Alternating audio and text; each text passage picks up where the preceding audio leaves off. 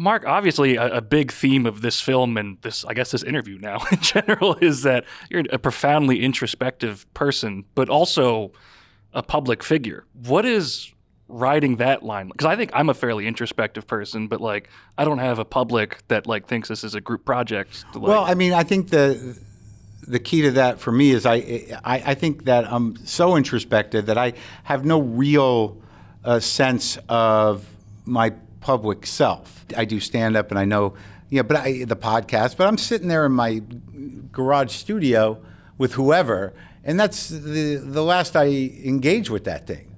I don't listen to it again. So there's something about the life I live, which is relatively small, that keeps me detached from whatever the outside perception of me is. I know that I'm a public person, but there's not a lot of shift in my disposition or in my sense of who I am in the world.